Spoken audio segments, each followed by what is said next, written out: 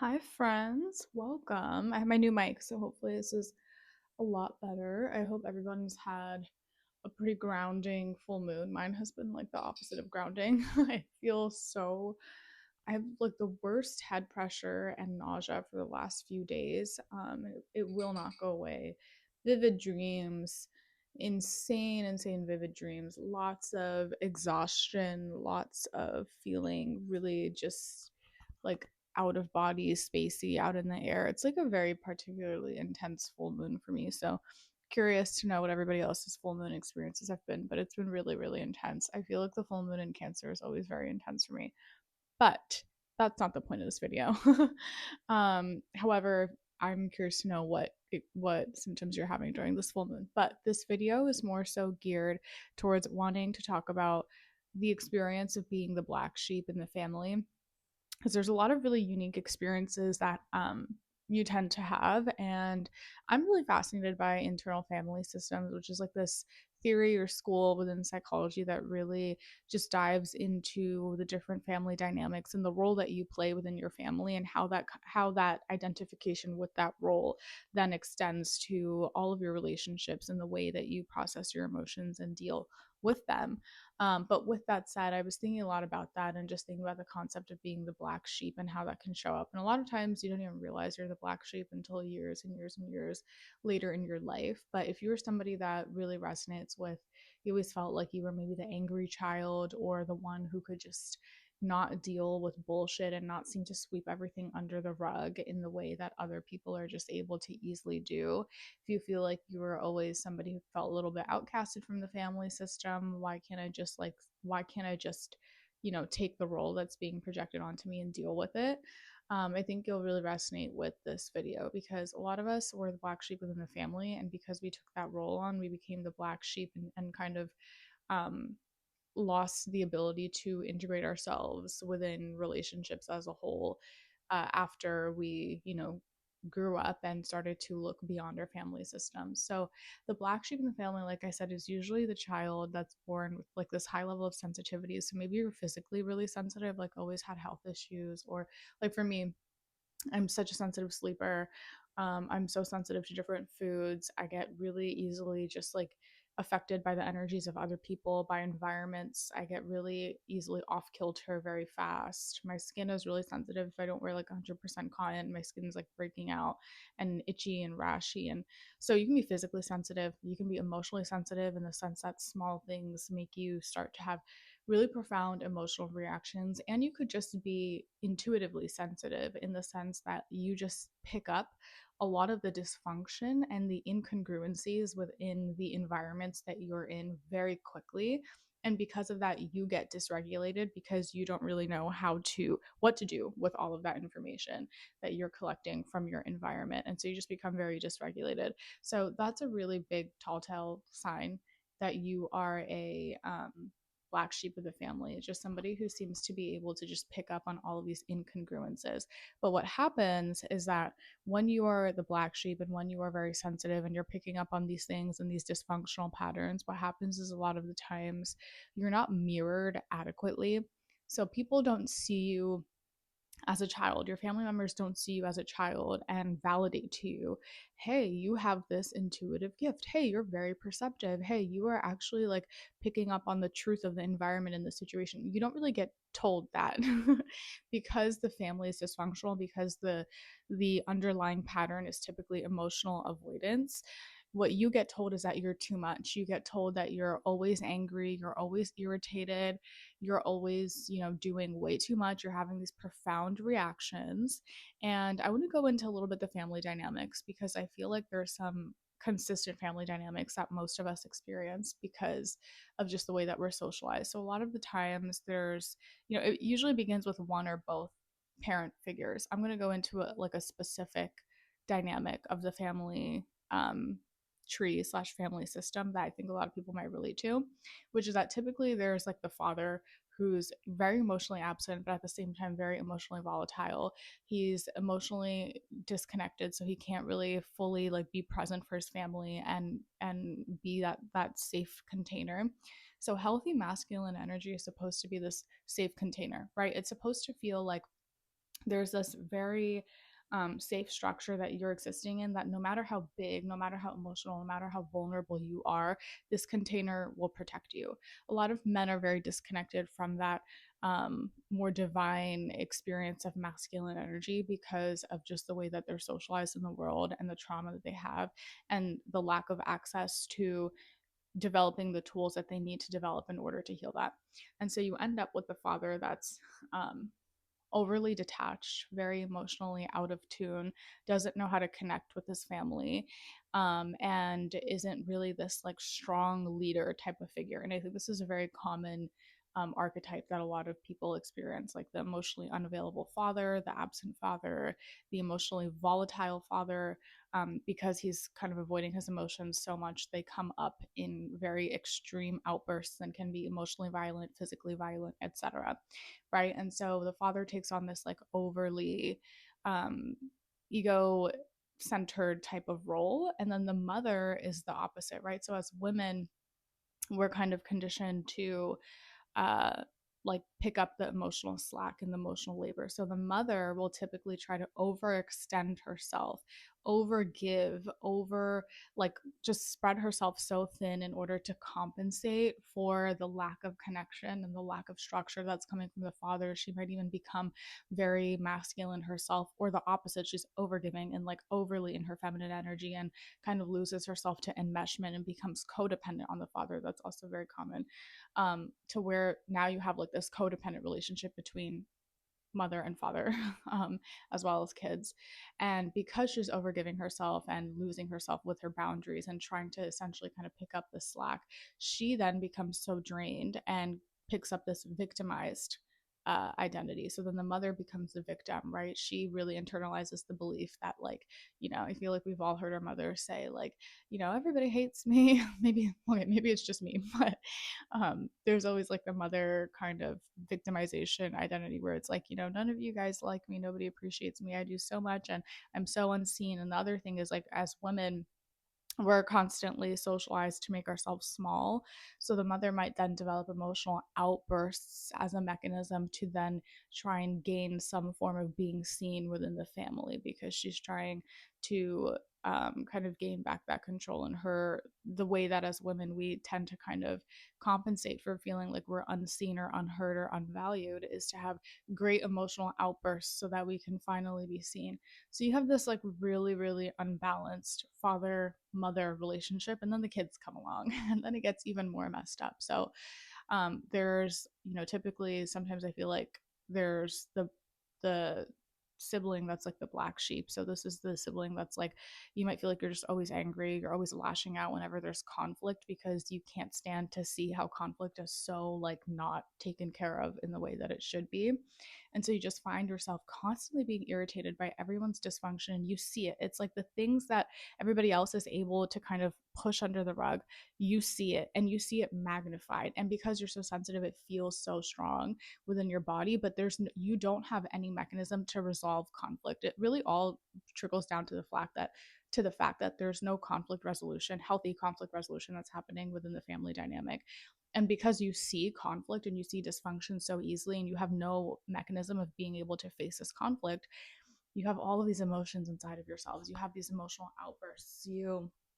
Maybe you make your emotions really loud again in an effort to be seen, because you feel like you're seeing everything and nobody's like mirroring you back, and so you feel like everybody just thinks that you're just annoying, you're making things up, what you're saying is not valid, nobody's seeing your perspective, essentially, right? Because the whole family dynamic is built on sweeping everything under the rug, and you come along and you are unable to sweep things under the rug, but everybody else is also unable to face it, and so nobody's able to receive the message that you're giving. And so a lot of times what happens is you get reacted to instead of being somebody who's mirrored in life, somebody who's told that your sensitivity and your perception are really profound and you need to learn how to develop it. You actually get stifled. You get the silent treatment, you get outcasted, you get ignored. People don't know how to tend to your emotions because it's intrinsically a family dynamic built on emotional avoidance, or the opposite, you get lashed out on, you get reprimanded for your emotions. And so you develop this very deep complex as the black sheep of being unseen, which is where a lot of our visibility wounds come from. You learn to make your voice small because you learn that every time that you pointed out conflict or that you tried to express conflict, nobody could handle it.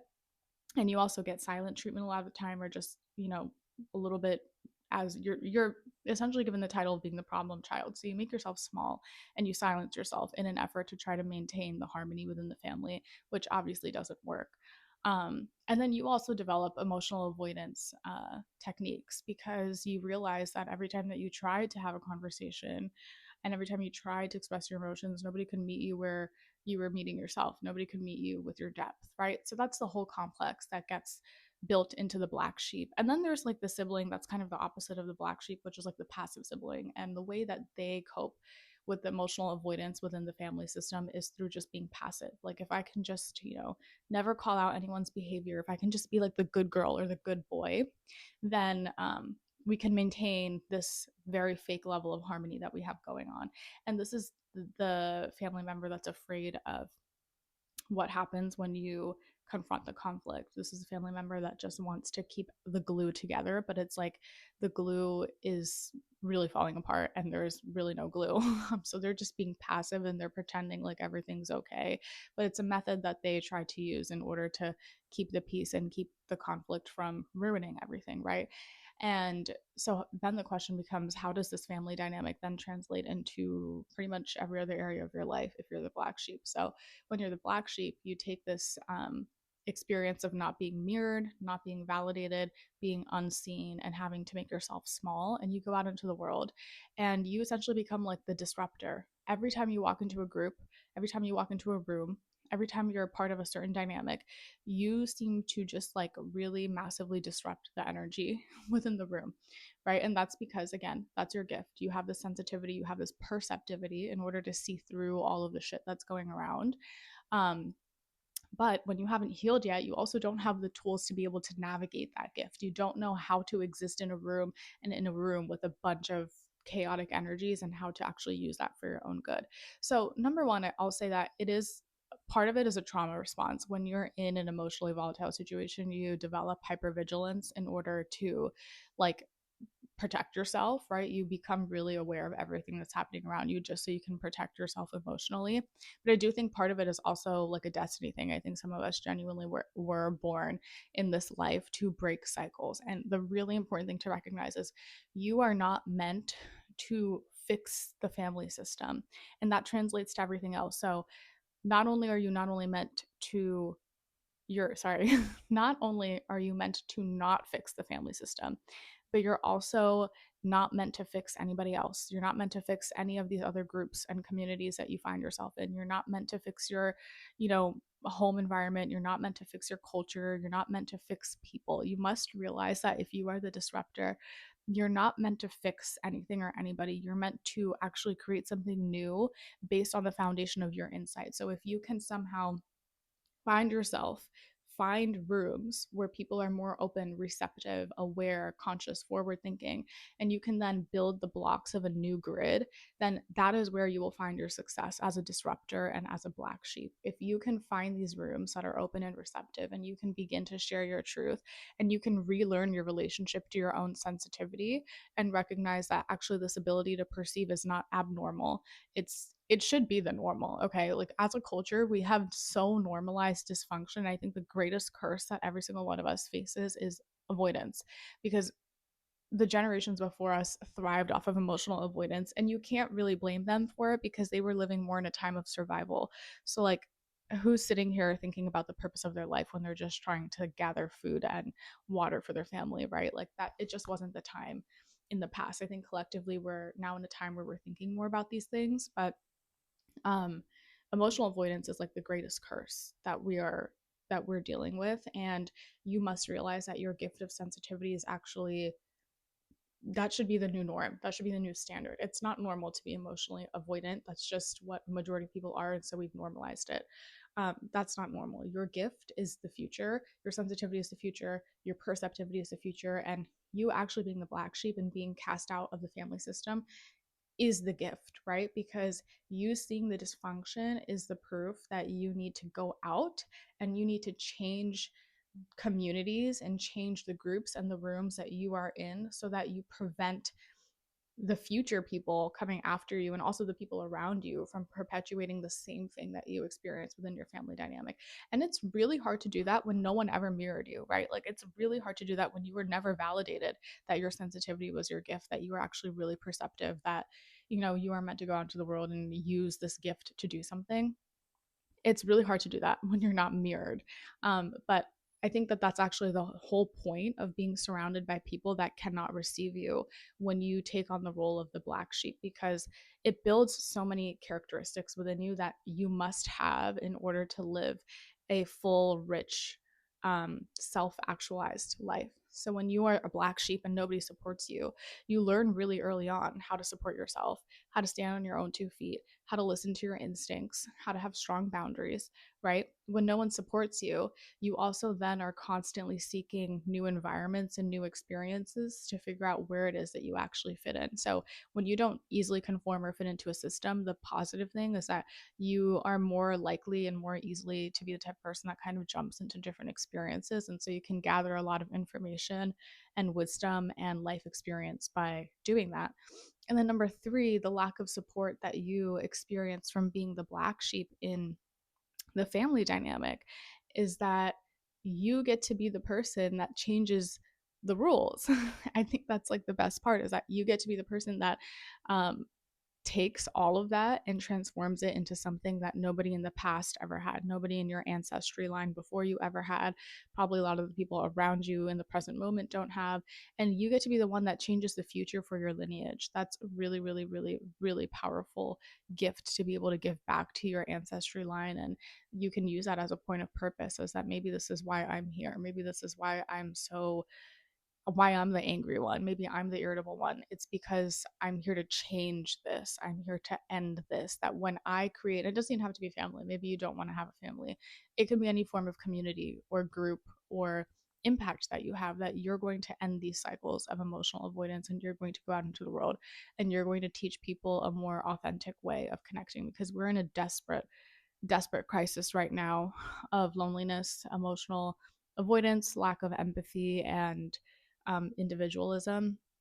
So we need the black sheep. Like we need the black sheep right now, right here and now, to go out into the world and to take the lessons that they've learned within their family system and to create something bigger and better, because that's what the world needs right now to prevent ourselves from collapsing even more. So I'm gonna end it there. I don't want the video to get super, super long. It's already at like 18 minutes, but I hope everybody has the best rest of their full moon. Please take care of yourself. It is very, very, very intense. I feel so intense right now. I feel really tired and like tapped out, honestly. Um, but I trust that really great insight and really great energetic rewiring is on the other side of this full moon. So, yeah, I hope everybody has a great full moon. I am curious to learn anybody's lessons from what they've experienced as a black sheep. What are cycles? What are generational cycles that you really want to end from your family line and that you want to heal and put out into the world for the people that come after you? Other than that, I shall see y'all in the next video. Bye.